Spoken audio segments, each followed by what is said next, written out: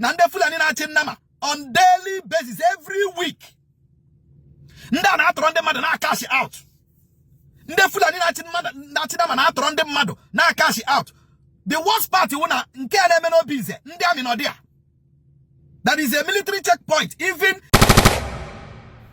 Odemma ụmụnne m ndị Imo, ọ dị mkpa na okwu anyị kwuru ugbu a na anyị kwuru ya ka ndị mmadụ nwee ike ghọta ihe anyị na-ekwu na o teela iji kwuo ya. And ka anyị na-ekwu ya bụ ka gọọmenti steeti Imo dị aware. Unu ahụ na ihe mege na Plateau steeti. Unu ahụ na ihe mege na Benue steeti. Ndị Fulani na-achị nnama. Odiri ihe ahụ ga-eme n'Imo steeti if care is not taken. Ehu na obi ize. Ehu ebe foto gate. Front gate foto. Back gate foto. Side ihe agwa. Oforola. Ụmụaka nne. Avo. Ehu na these places ndị Fulani na-achị nnama na-atọrọ ndị mmadụ. On daily basis, Fulani herdsmen na-atọrọ ndị mmadụ. All these places I mentioned now. Because ebe ndị a nwere ọhịa. Fulani herdsmen na-atọrọ ndị mmadụ na Avo. Na-atọrọ ndị mmadụ n'obi ize. Na-atọrọ ndị mmadụ na foto gate, foto. Front gate foto. Back gate foto. Oforola. Ụmụaka nne.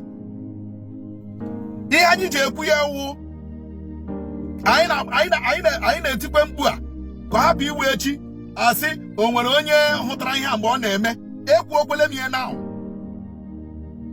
Onye ọbụla wụ onye Avo. Onye ọbụla wụ onye ụmụaka nne Oforola. Ihe agba. Obize ga-agwa gị na ndị Fulani na-achị nnama on daily basis every week.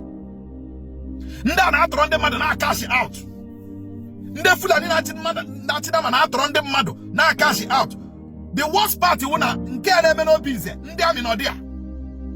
That is a military checkpoint even na that photo junction. Even in Obize enwere barracks ndị amị n'Obize. Ebe ihe a na-eme ndị amị ma ya.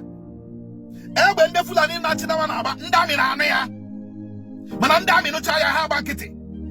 Ndị Fulani na-achị nnama aga n'ihu na-atọrọ ndị mmadụ n'Obize, atọrọ ndị mmadụ na Ava, atọrọ ndị mmadụ na ụmụaka na ụmụ Oforola n'ihi agba, atọrọ ndị mmadụ na foto gate na front gate. Ihe ndị a na-eme on a weekly basis, on a daily basis. Yet we have security apparatus. We have Ojishinde Army here. We have Ojishinde Police here. We have Ojishinde DSS here. All this is happening. But after all, how can you do more? How about it here and there? Oburu na ibonda mi ebubo now that na ha ma ihe begenu now. Give her ha batabarewa. Aibo police ebubo na ha na ndị Fulani na China na arụkọ now. Give her ha batabarewa. Otele ihe ji mewe for the past 4 years. This thing has been happening. Government are batching kitty. Ndoru chekwa batching kitty. Very soon they are building arsenal. Before you know it, yeah, Imo State adika Benue, Imo State adika Plateau. We will keep shouting it. We will keep saying it. Oburu nandi police, nandi area, when Imo State actually hero check out the life and property of Imo people. They should get away from Imo State.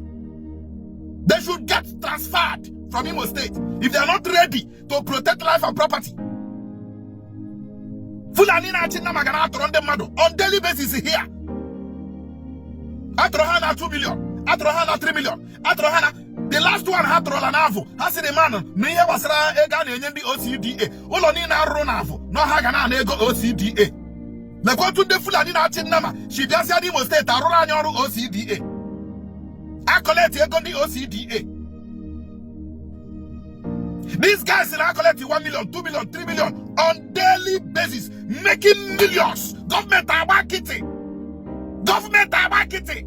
Also, but you cannot do what you're supposed to do.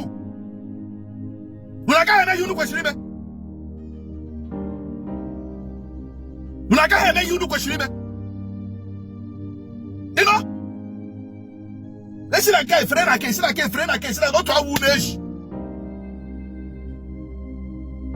The government of Imo State should look into the Fulani herdsmen kidnapping.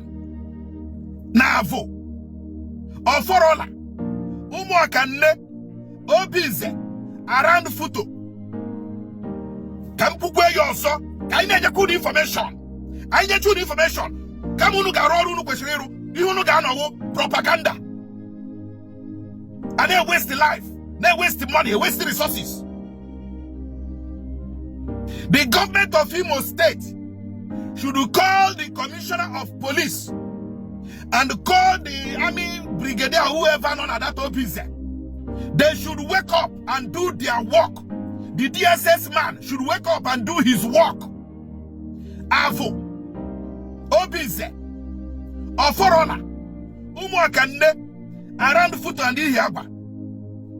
FuIani has men, Eba Hokahana camp, not to run them mad. Now people go on daily basis, on weekly basis. All these things are happening. Unless we with another agenda, with another agenda, fine. Then the people can protect themselves. But all can we all job? No, did he have name for the past how many years now? About it, Yagani who name. Arumo Muhomaka, Awarum, Muhanakamaka, Mamaka Hankekaraka, Genemusubu. Hoha! You people should do your work. You people should do your read those forests of FuIani herdsmen and stop this unwarranted and unnecessary kidnapping and the wastage of money. 2 million, 3 million, 5 million. Here, we go can here.